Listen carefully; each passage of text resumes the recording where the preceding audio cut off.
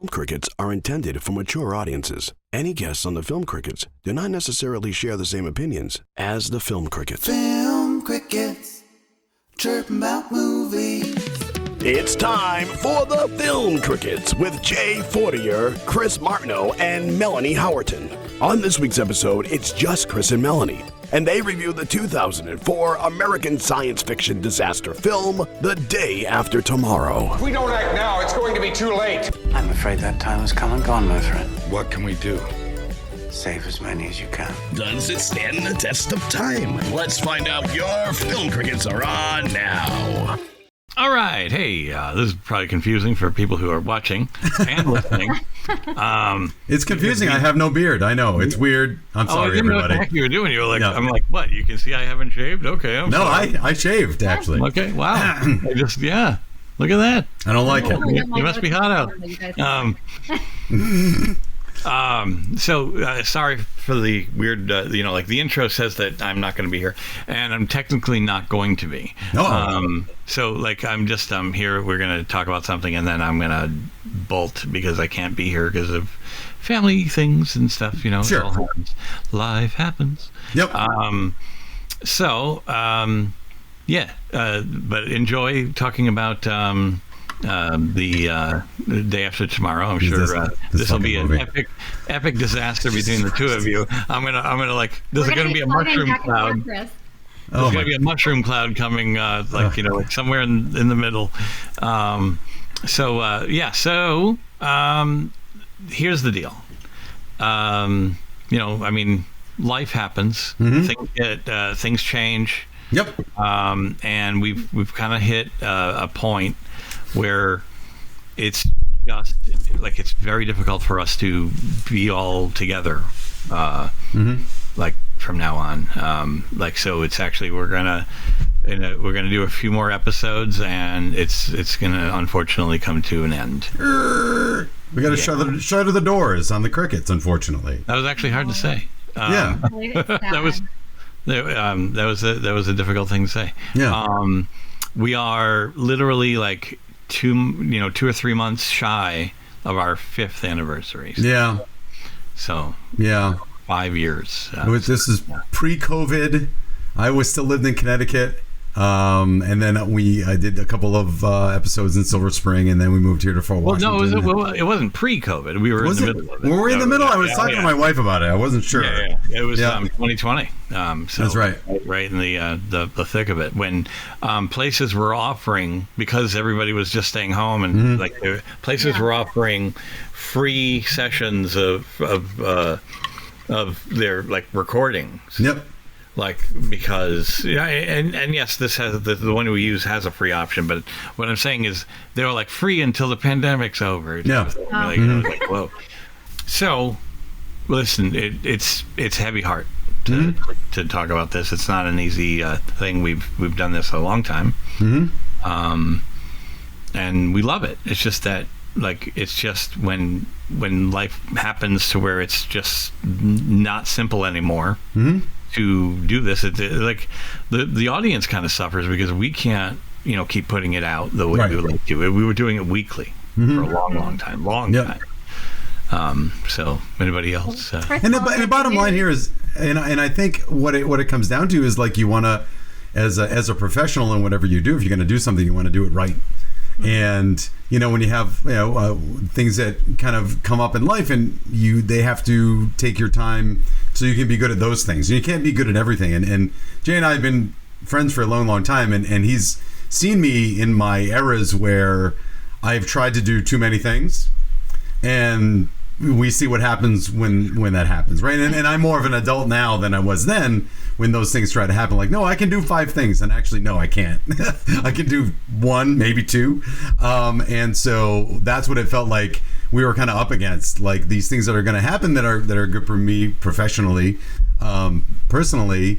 You have to make a decision. I can't do everything well.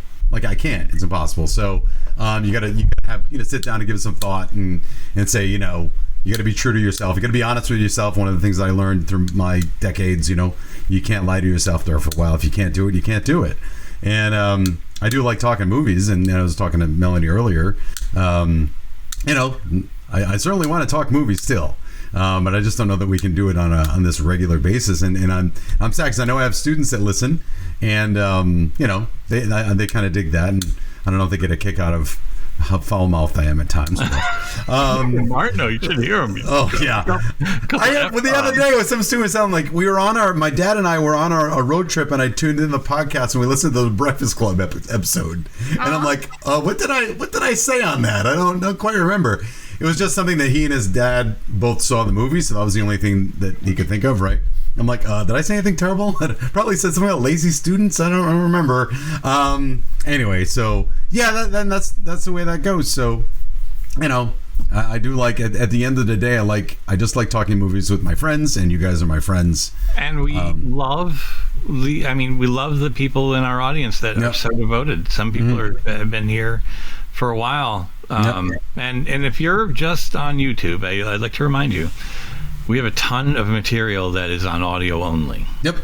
So if you're only familiar with our YouTube sessions, and you weren't putting two and two, we have a lot more because we were always doing audio first. So if you want to hear, we have a hell of a back catalog, well over 100 episodes. I don't remember how many we got. That's a lot. Melanie, you want to add something? Yeah, I just found out about this today, so it was kind of a shock. I am sad about it, but I understand because I kind of feel the same with time too. It's kind of like Sundays were always kind of like my family day, and so now it's kind of been like I'm trying to shuffle the normal things that you have to do, plus the podcast, plus the kids and everything else. Yep. So I understand. I feel the exact same way with time. But at the same time, it's sad. You know what I mean? It's just sad. Because it's hard to get to do it. While you're doing it, you have fun. But it's just the whole thing to just think that you're not going to do it again. It's just kind of sad. Yeah. I'm kind of the same book. Jay and I used to DJ weddings. Yeah. And when I was at the gig, it was like I was having a good time, but everything going up to that gig was oh God, I got to do this. You know what I mean? Yeah. I used to get a real sense of dread getting ready to go to the weddings. Yeah. But then once you're there, it was fine. You know what I mean? Yeah. Because it's a lot of work. I don't get a sense of dread getting ready to do this, mind you. But it's just I really love stairs. Yeah, really. Long journey. So anyway, like I said, it's been I've gotten to know some super people and whatnot. We still got 3 episodes left, so we're gonna make the best of them that we can, and probably 3, and we'll hopefully you can still comment on the YouTube and whatnot and let us know what you think. Well, I am, like I said, life happens immediately sometimes, and if I got something going on today, I cannot stay for the full episode. But thank you, everybody. And this is not the final episode, so I'm not saying goodbye yet. But sorry to drop this. But at the same time, I always said I don't want to just abandon ship. Meaning, I don't want us to just have an episode, we quit, and then everybody goes, whatever happened to the Film Crickets? They're not coming back. So, all right, take care. Have a good show, folks. Thanks, man. And tell me about it the day after tomorrow. All right. Hey, what do you want? All right, take it easy. All right, Jay. Well, thanks for those words again. We're here in our kind of death throes here, on our final moments, sadly. But we have an assignment, and our assignment is the day after tomorrow. No, I don't mean the assignment is the day after tomorrow. I mean the movie is the day after tomorrow, and it is Breaking the Rule. It came out in 2004. It's close enough, so we figured we'd do it. Was your suggestion? Yeah, I have it on DVD. Okay. Okay. Wow. So let's go through history here. Came out in 2004. So I wasn't sure when I saw this. When did you see it? Is it theater, DVD only, on TV? So long ago. I just totally remember. If it was 2004, I probably didn't go see it in the movies because I had just had it. So probably not. Yeah. Yeah. I think I'm in the same boat. I think I at least had one or two infants. Yeah. Or at least 1-year-olds at that point. So chances of going to see this movie is probably nil. Yeah, probably rented it. I didn't watch it on TV. So there's that. Never owned it. I didn't feel the need to own it. And keep in mind that at this point, let's see. I don't know when it came out. It must come out in the summer.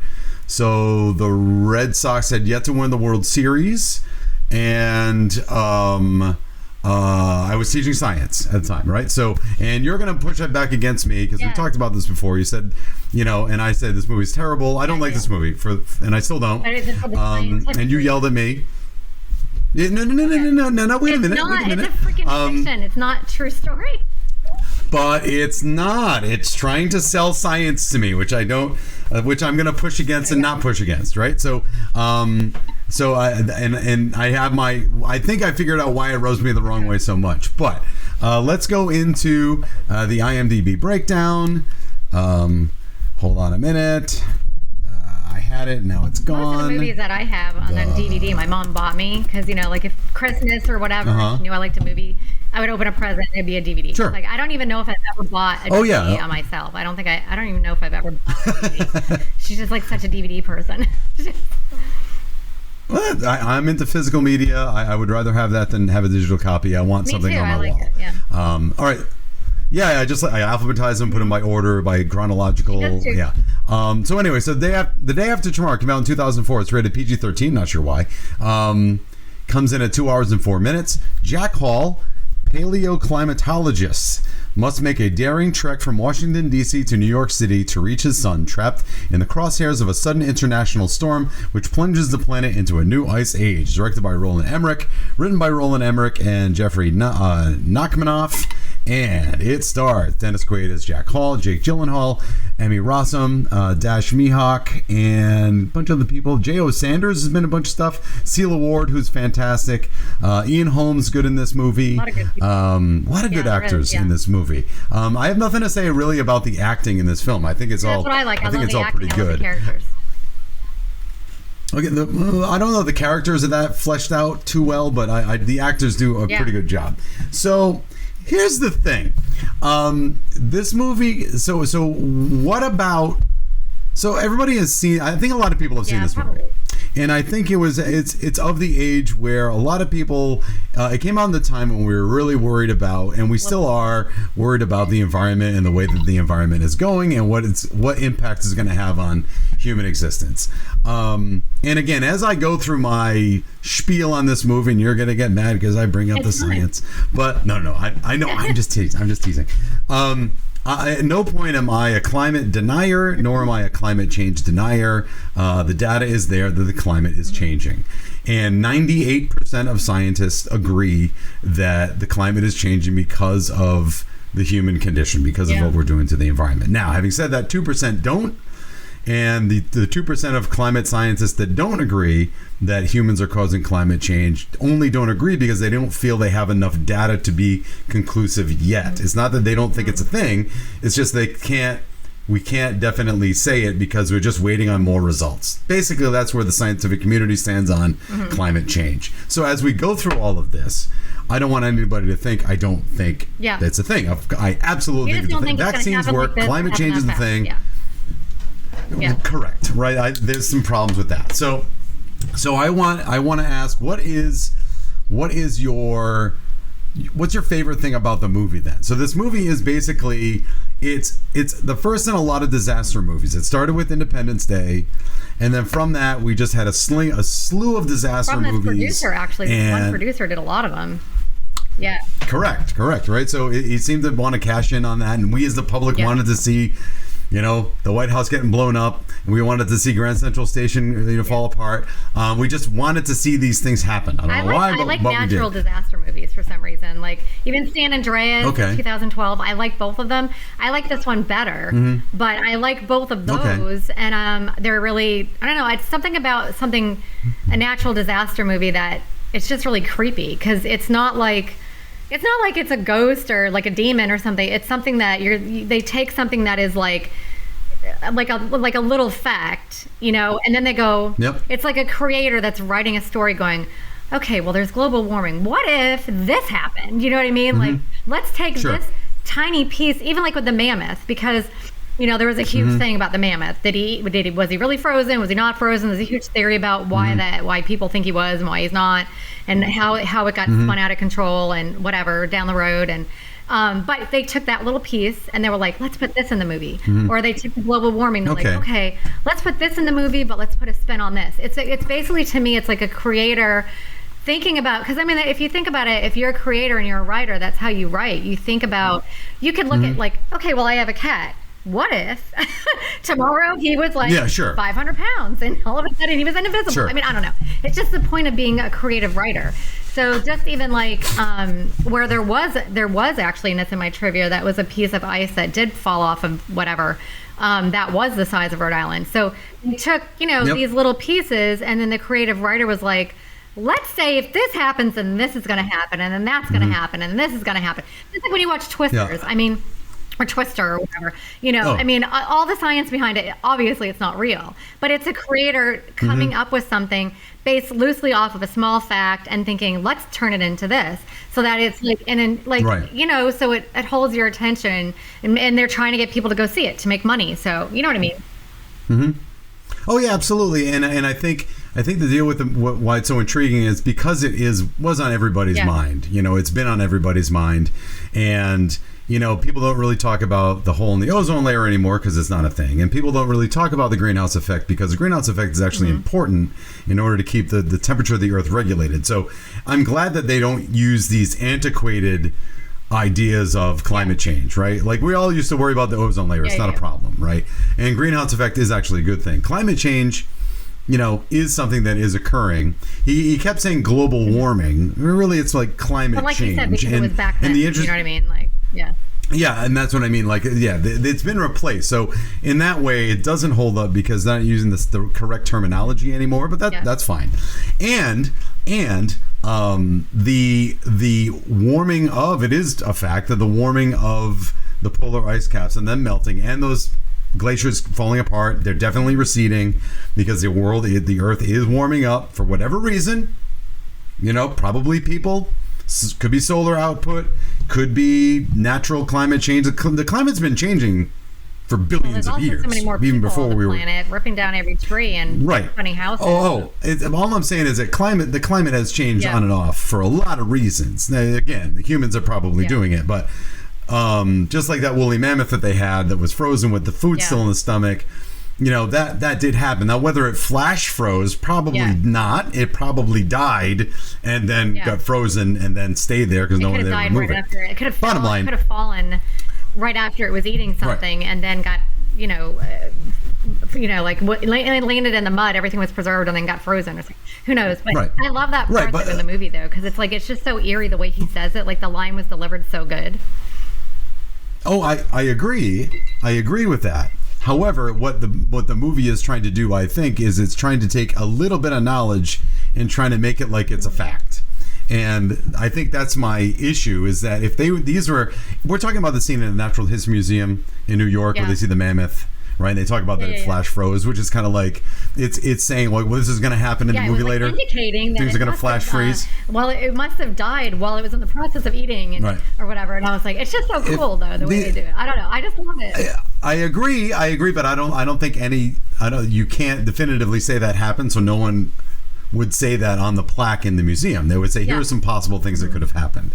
So that's the problem.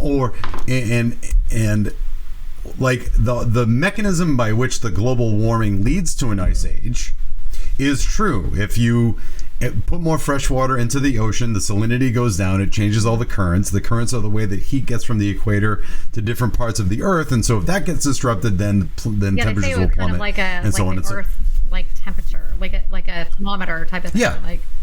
That's absolutely it absolutely is the way that you convect heat from one part of the planet to the other, and how you exchange heat around. Otherwise it wouldn't happen and we wouldn't have the climate that we have. That's great. That process does take a long time. Right. It's not going to happen overnight. I guess that's my issue with the movie. And again, I know that it's science fiction, but I'm almost willing to accept that the ocean desalinating to cause this climate eruption that happens in the weather, like I'm almost willing to accept everything all at once, flooding all at once, that we've never seen it, which is bullshit, but okay. I guess my problem is that is that it all happens so quickly that it does kind of break a lot of rules. Like the ocean doesn't freeze that quickly. That's not going to happen. It takes deep. It takes a lot of energy to make that much ocean freeze. That to me is the issue. Well, they only had an hour and also, and I don't want to. So. I know, and that's the thing, right? So, I know, and it makes it entertaining, sort of. So let's geek out on Washington, D.C. So first of all, when we see Jake Gyllenhaal and his dad works for the government for the NOAA, which is not located in D.C. It's located in Silver Spring, but that's neither here nor there. They were driving in. He was bringing them to Reagan. Love it. I know, I suck. My house is like that. They're driving them. Like, that's not right. So I will say that long shot they have of them driving past the Jefferson Memorial, that's how I get to work every day. So That's I geeked cool. out on that. And when they bring them to Reagan, he brings them to Reagan National Airport. That was Reagan, because you can see the metro, the subway, called the metro, goes past the car, and it's obviously the metro. So they were in D.C. So of course I geeked out and said I drove on. Well, I'm sure Dennis Quaid didn't actually drive the car on that spot, but so they get separated. So the whole point is it's like Star Wars. We meet them all together, and then all of the main characters get separated, and the goal is to get them all back together, which I think is kind of neat, no doubt about it. And when this movie, and we also have Ian Holm, who is in Scotland, monitoring that's the old British guy. He's so cute. He's great. He's such a good actor, right? He's out in Scotland and he's monitoring the buoys with the other British guys. And we have the wife, who's a nurse, which I think is playing with your heartstrings a little too much. A little cancer boy that. Yes. And the thing is, I didn't There's enough understand dying because they people. were like, she was like, oh, he can't be transported in anything but an ambulance and all this other stuff. And okay, and then they lost power. So if he needed life-saving whatever, I mean maybe there's a backup generator for a time, but I didn't see anything hooked on this kid except for an oxygen tube in his mouth, and there's an oxygen thing. It's not like he had a ventilator and all this other stuff. He was just sitting up reading a book and whatever. I don't get it. Like, I think it was probably maybe we didn't need to see him hooked up to everything. Maybe he was on his way for more chemo. He didn't get there yet. Why did he have to be transported only in an ambulance for a period of time? Why did he have to be there? To me, there's enough. There's enough people dying. You had enough going on. You didn't need that too. Yeah. Yeah, I just thought it was kind of pandering, and I kind of push against like pandering, like just you're just playing with my heart for no reason here. There's enough, whatever. So there's that kid. So they get separated, and I'll give this movie some credit when shit starts to go down, even though it's all not plausible at all. It does it quickly. And things go south real fast. You see in this movie what happens in all the other movies, like in Jaws and everything, where people are trying to ask the government for help, and they're like, "Oh, please," and then they don't want to help, and it's too late. Yeah.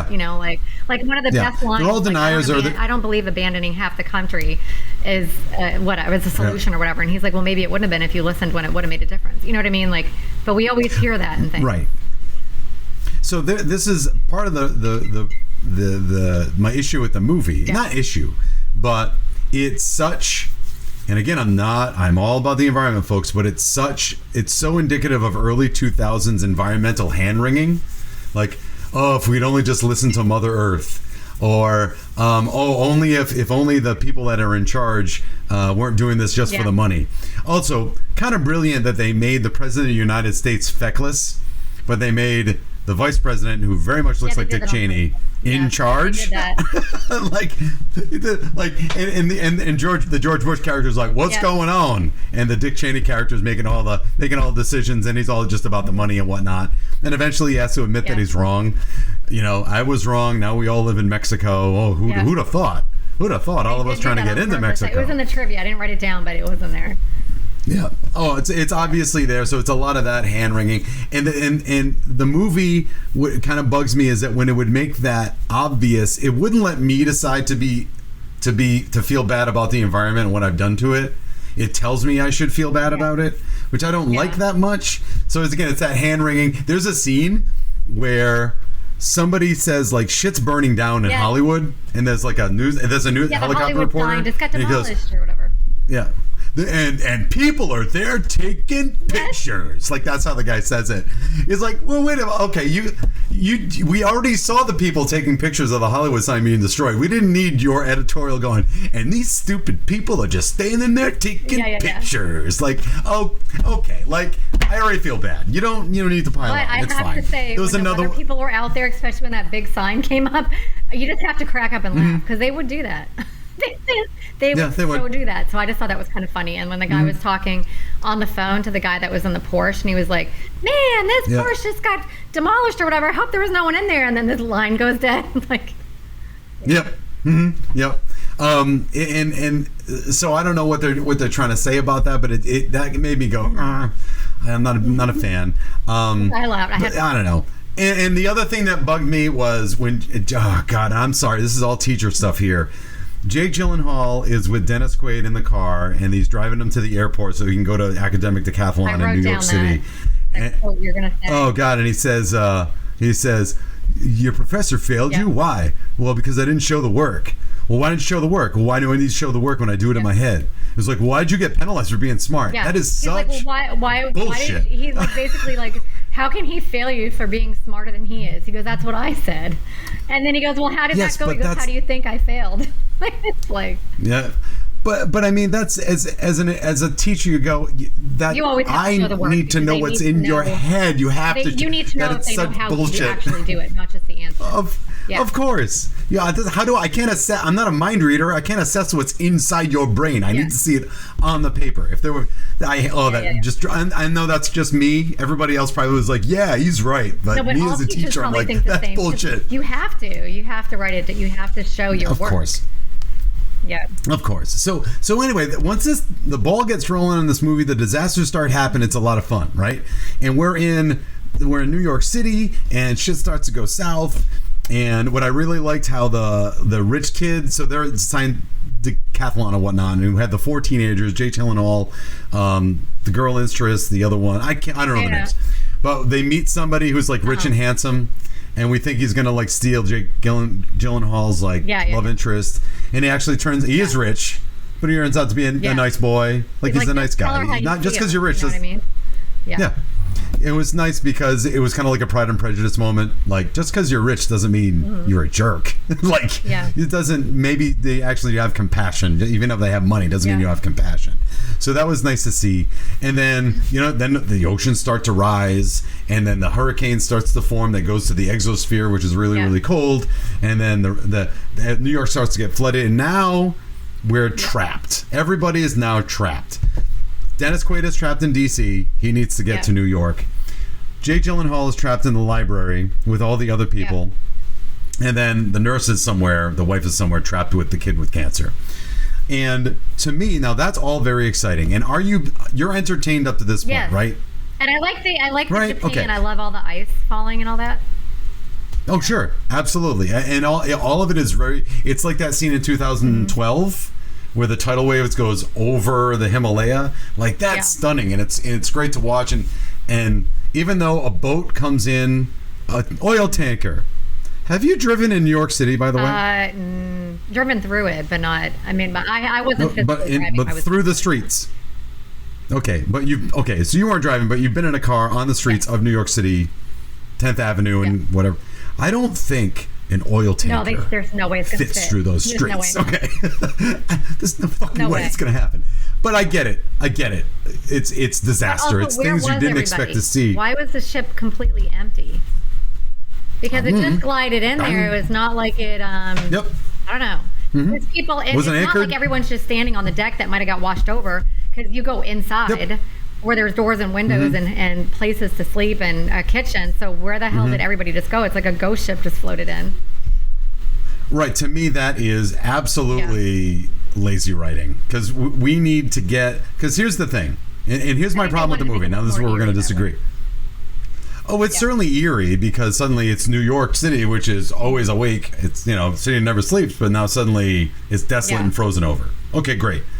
And now this is where I think I'm trying. Melanie, you should applaud me. I'm not bringing up the bad science that much. You're being very good. But actually, I love everything to do about science, anything with medicine, Okay. science. That's why I do love the forensic stuff so much. I love, all Sure. the detective stuff.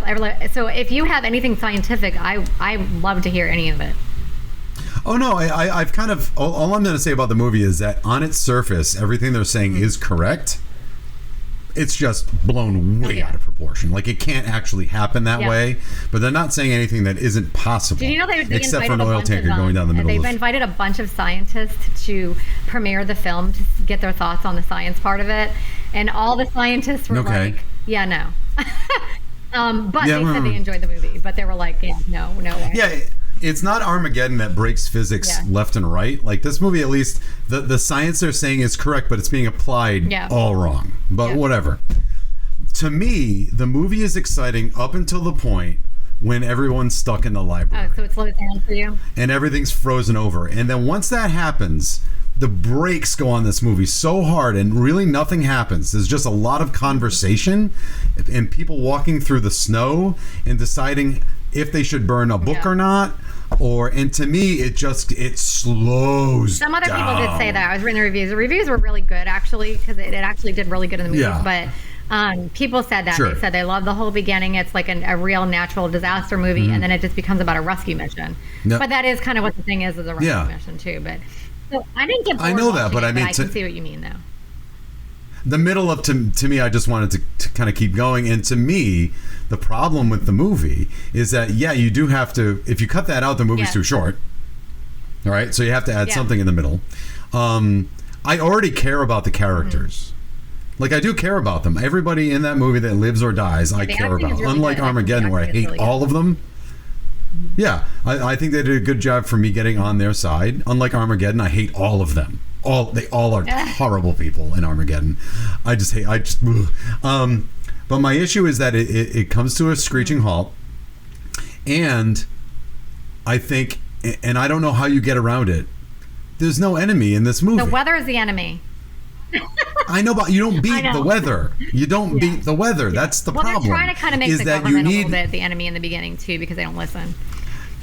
But then it's not. Eventually, the government says we were wrong. You're not going to reverse there's no real anything, enemy, though, which I'm in, glad. like, San Andreas. There's like one apple guy, but San Andreas is just as silly and stupid. San Andreas I have more fun with because it's The Rock. But there's some silly bullshit in San Andreas. There's no doubt about it. The thing that I love, and I love special effects. That's my thing.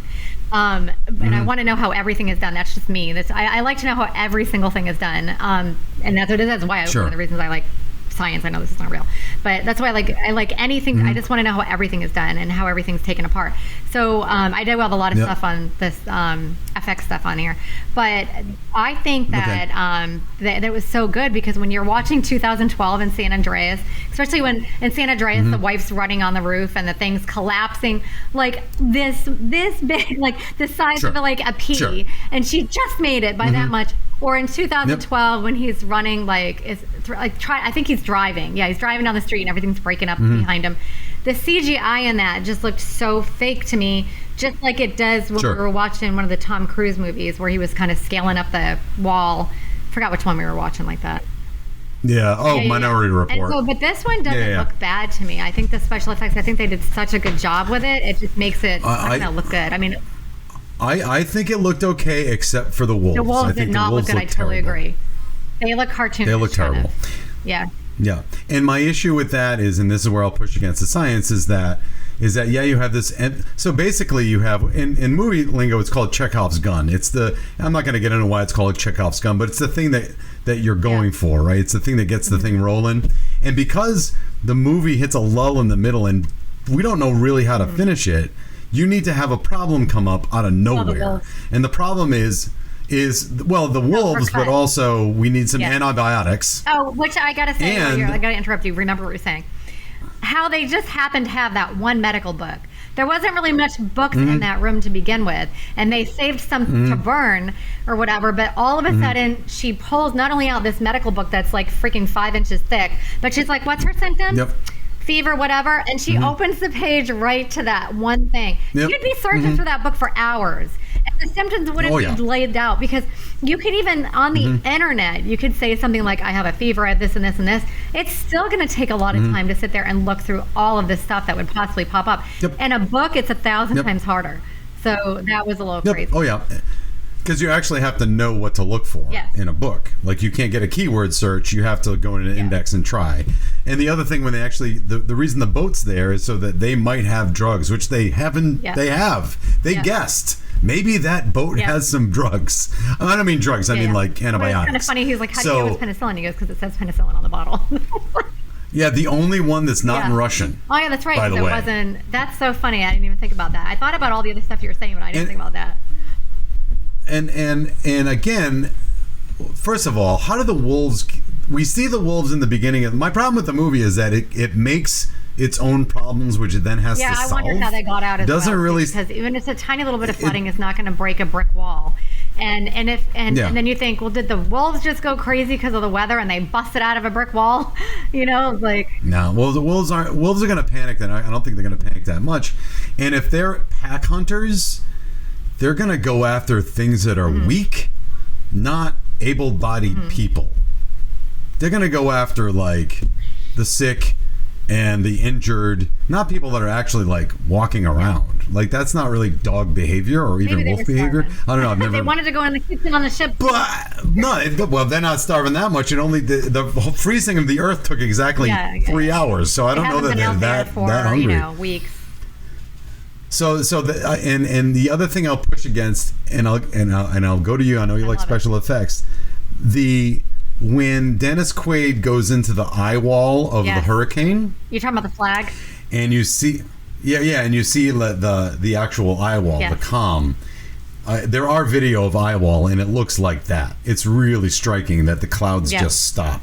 And you're in this really calm area. And the flag drops. I wrote that down. I love that. Not the one that, because there's two flag incidents. One that freezes still, that everybody thinks is garbage. But I love when he's in there and all of a sudden when he's trying to drag his friend and the flag, he looks at it and it just drops and it's still.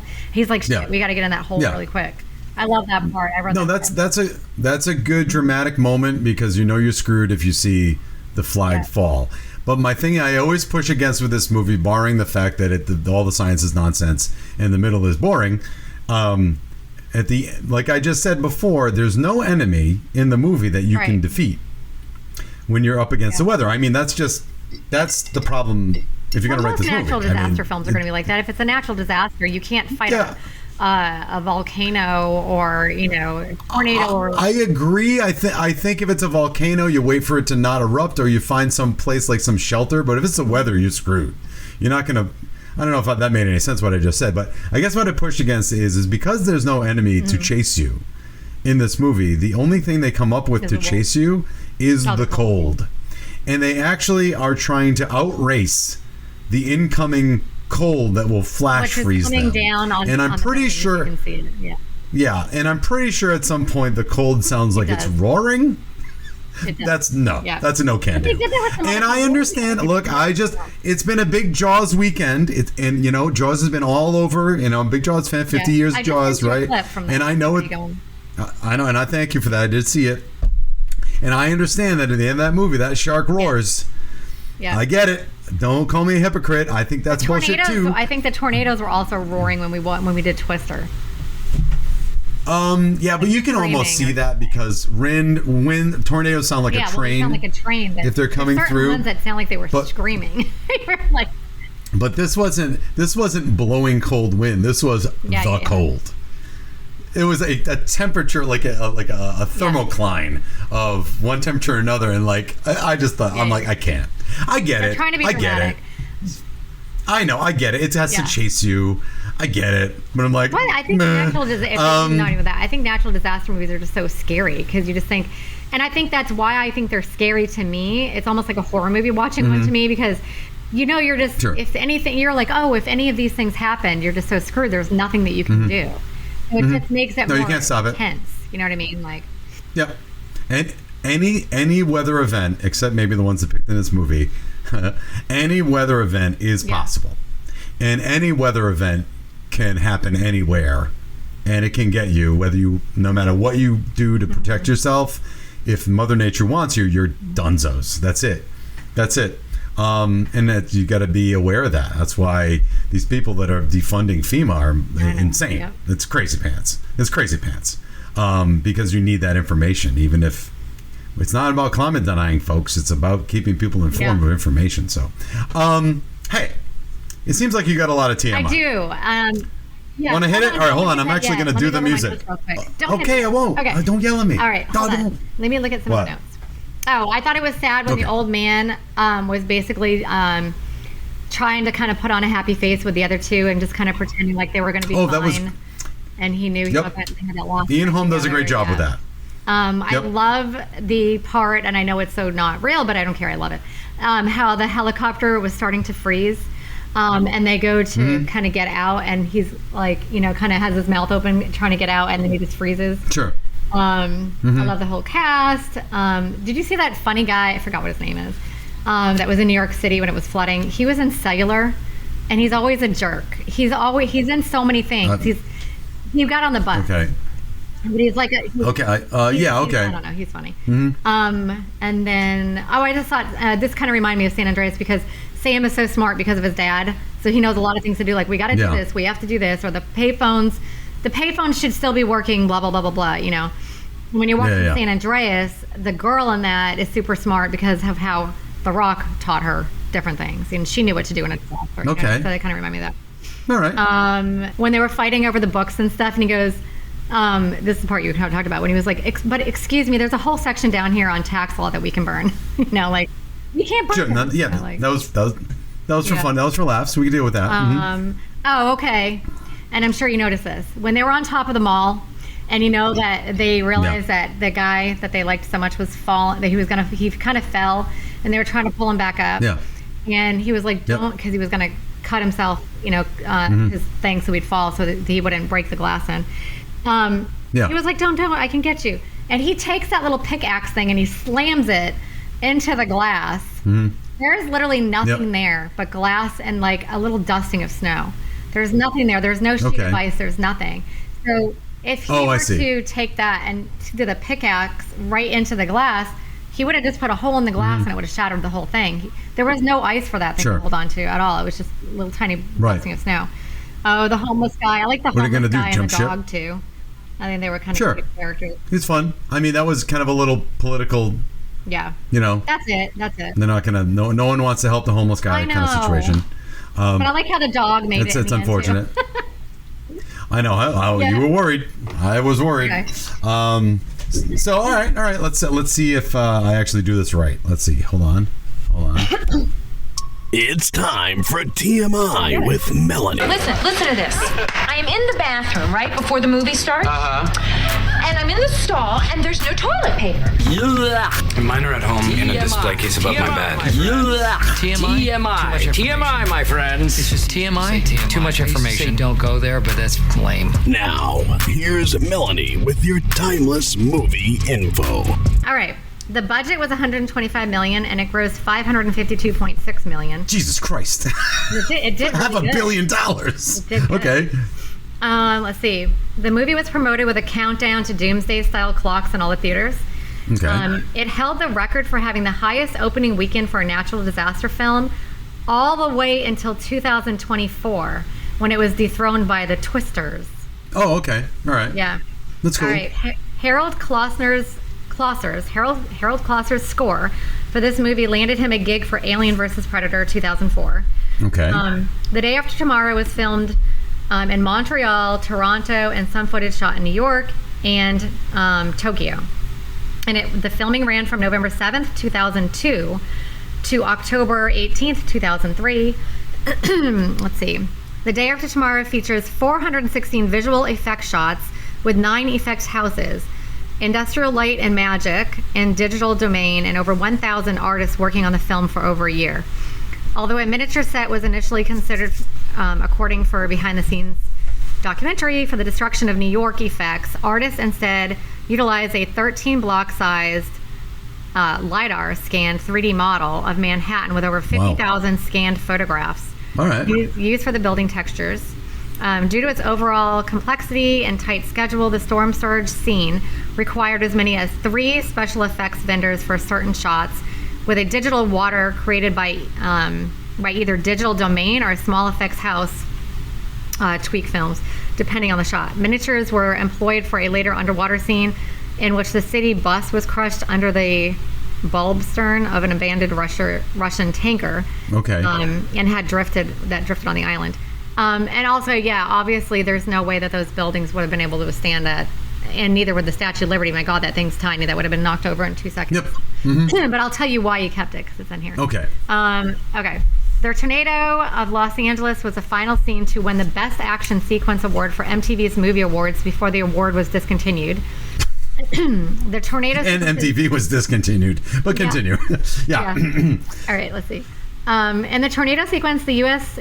Bank Tower, then called the Library Tower, and the tallest building in LA at the time, survives the tornado but seems to be badly damaged. In previous Roland Emmerich film, Independence Day, 1995, the tower was blown to bits by an alien spacecraft, and later in 2012, in the movie 2012, in the year 2009, it was toppled over by the massive earthquake. So he seems to like to do some destruction to that one building. I know. What's his problem with the building? Jesus. He doesn't like it, apparently. I don't know. I guess. All right, let's see. The opening flyover of Antarctica is also CGI. I mean, you could totally tell that. Yeah. Created by digitally scanned miniature iceberg models created out of sculptured styrofoam. The falling ice as the shelf cracks were entirely hand animated, running for approximately 2.5 minutes in length. The scene time was the longest continuous CGI shot in film history. Surpassing the space zoom out from the opening of Contact 1997. Oh, no. No, it was a long zoom out. Okay. Yeah. 20th Century Fox, and I told you that. They invited a group of scientists. Yep. Let's see. The first scene in the movie, a portion of the Larsen B ice shelf in Antarctica breaks off at the climate conference. Dr. Hall tells the vice president that the last piece of ice shelf to break off was the size of Rhode Island. This is based on a factual occurrence between 2012 and 2003, when an area of the Larsen B ice shelf, approximately the size of Rhode Island, progressively collapsed. Mm-hmm. This is funny. It kind of reminds me of The Exorcist when they were doing weird stuff. The Red Cross puts up several stands in theaters in the U.S. featuring pamphlets with information on what to do and how to keep safe during tornadoes, floods, blizzards for concerned people who had just viewed the movie. No, that's fantastic. Like, they don't want you, like, all right, before you go out and panic, you can actually not die if something happens. So we don't want people going to see Jaws and then suddenly murdering all the sharks. You know what I mean? That sort of situation. All right, cool. I can dig it. The U.S. Army loaned several UH-60 Black Hawk helicopters for the rescue scene at the end, prompting the Canadian authorities to reassure the people of Montreal that they weren't being invaded by the U.S. Timely. All right. Yeah. The movie was originally scripted with Sam and his friends as 11-year-olds, but the writer and director Roland Emmerich changed them to high school students for Jake, who he said, and because he liked him in October Sky, and he basically said, like, can he actually play a 17-year-old? How old was he, by the way? I don't know. He was older than 17. I'm literally looking at him going, he looks like a full-grown adult. And I'm like, did he ever look young? Because he just, Hold on a second. So he was... Hold, please. He was born in 1980. So he was 24. Okay. He looked older than me, but... he had a baby face. Oh, yeah. He had a baby face in the movie. He could pass for 18, maybe. It's just so hard now, because you never old, know, like, how old people are. Yeah. It's so hard to tell now to me. All right, so Roland Emmerich confided that the Statue of Liberty would be turned over by the force of the massive amount of water flowing around it. But he said he wanted to create a symbol of American values that stood up to forces.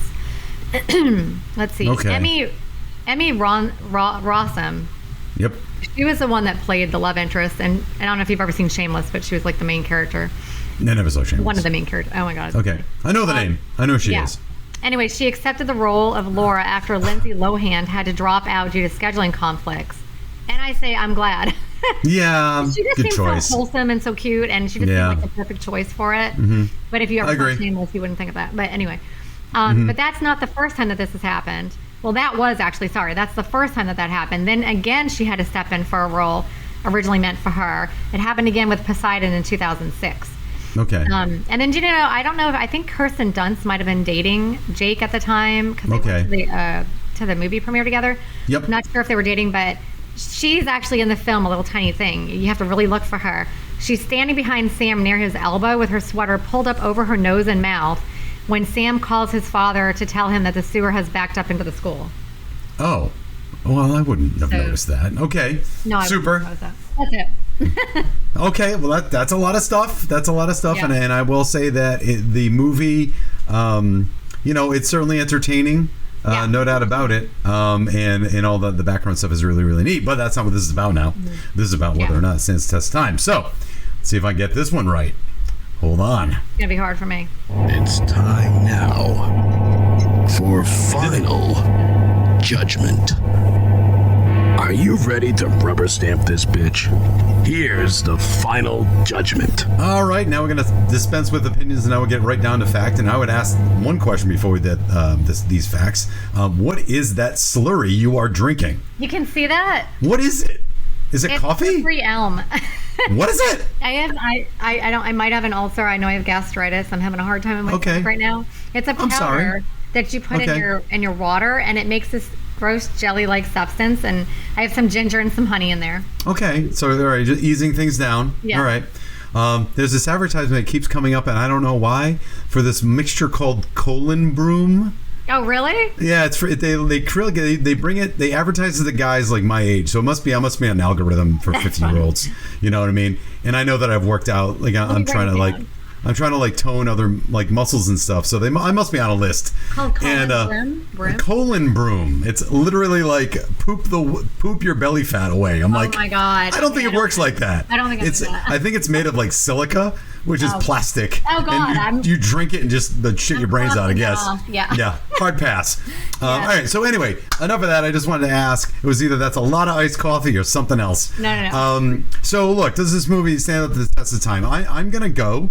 First of all, again, I don't like the movie that much. I don't find it as entertaining as you do. Yeah. Barring the science, it's fun to watch when shit's going south. I think the middle's kind of boring, and I don't like that they don't really know how they're going to end the movie. Mm-hmm. So then I start to get a little bit bored with it. Does it stand up to the test of time? I would say that it does, but the way that we view the environmental hand-wringing is over, I think now, and I think people are... You're either in one of two camps. You're either the environment is changing and we have to do something about it, or all of this is bullshit, we're not going to do anything. I'm of the former camp. So I think this movie is trying to convince people, or at least quote unquote educate people, as to the frailty of the environment back before it was talked about so much. And I think this movie is doing that in that regard. Now, having said that, the problem with the situation is that, as I said before, some of the science is a little incorrect, and unfortunately a little information goes a long way, and that's good and bad. So you can get one thing that's a little bit wrong from a movie that you like, and it'll stay with you for the rest of your life. And you think and that real, thing might. What's that? What are you saying? That you think that people might think it's real? No. What I'm saying is that this movie might say a bit of information that sounds really good. Yeah. And they'll remember when I saw that in that movie? It must be true, and it might not be true 100%. Yeah, not that they're trying to deceive anybody. Yeah. They're just that's the way they have to portray it because it's a movie because everybody has to be able to ingest it, and you might keep that for a while. And like I said, it's some people they do their own research and they can take a little bit of knowledge and just expound on it too much. That's always my fear with these science movies, quote unquote science-based movies. And again, I know it's entertainment, and if anything, it raises awareness, so that's good. So I don't think it holds up just because of that element, because we talk about the environment so much now that the things in the movie aren't as much of a shock because we've heard about it so much. But it's still fun to watch. I'll give you that it's fun to watch. So Melanie, I'm gonna say yes because they're still doing all these natural disaster movies now. You know Sure. what I mean? Like the Twisters just came out, and Yep. so it does have real things in it that they grew from the creator. So there's tornadoes, there's hurricanes. We still have tornadoes. We still have hurricanes. We still have flooding. So you just kind of take that and you just kind of go with it. I mean, obviously, I agree with what you're saying. Yeah. And obviously, we all know that the science is not real, but it stems from something, which makes Sure. it sound a little believable. And it's definitely entertaining. And I like Dennis Quaid, and I like the actors, and I think they did a really good job. So this is one movie that I have recommended to a lot of people. Okay. So I would continue to recommend it to people. So I think it will hold up. I recommended it to somebody not that long ago, and they really liked it. Yeah. They were actually being able to focus and pay attention to the movie. The other one that I told you that I had to explain every 5 seconds. But Yep. so I definitely would recommend it to people. I think it's very entertaining. I watched this. We had our last week of school last week, and there wasn't as much on the docket for me to do. So I watched this movie in pieces, like over 3 days. Yeah. And I told my wife, because she's been home for school for like a week, and I told my wife, I said, Joanne, I got to watch this movie for the podcast. I know I don't like it. Yeah. And she goes, oh, I don't think I've ever watched all of it. I said, well, maybe you should. Well, no, I didn't say that. I said, I don't know. It's the whole thing at one time. It's pretty bad. So she watched it on Peacock and she's like, I don't know, I kind of liked it. I'm like, but I'm like, okay. And then we had a discussion about it. I think it's a scientist in you that it's hard for you to kind of look at certain movies and you can't get past, this is bullshit. You know what I mean? Like, but my Joanne, my wife, has a master's degree in earth science, and her wow. Yeah, and her dissertation was on climate change due to desalinating the oceans. So she's like, all of that is. Liked it. Oh yeah, she dug it. So she was into it, and I'm like, that's fine. I just couldn't get over.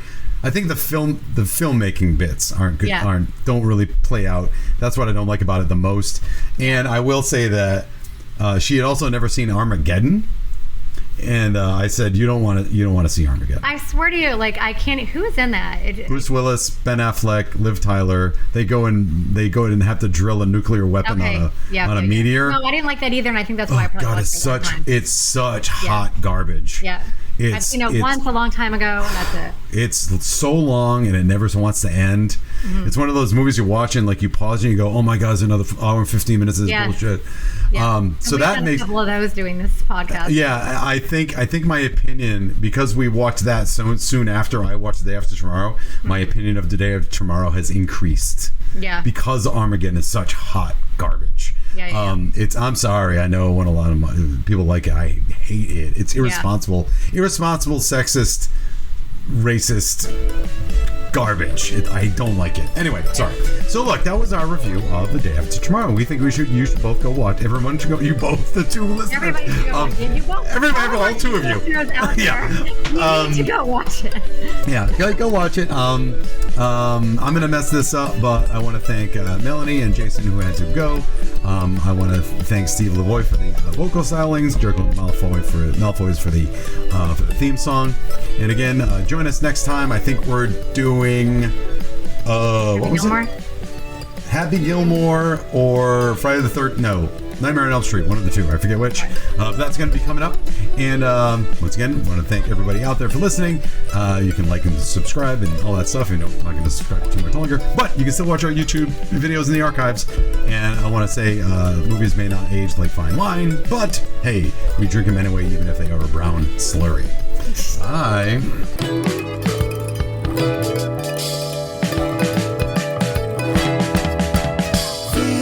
Crickets, chirping about movies. We put them to the thumbs up and we rub them together. Make a sound that sounds like what we think about the movies. Film crickets, chirping about movies. Chirping about, chirping about, chirping about, chirping about film crickets, chirping about movies.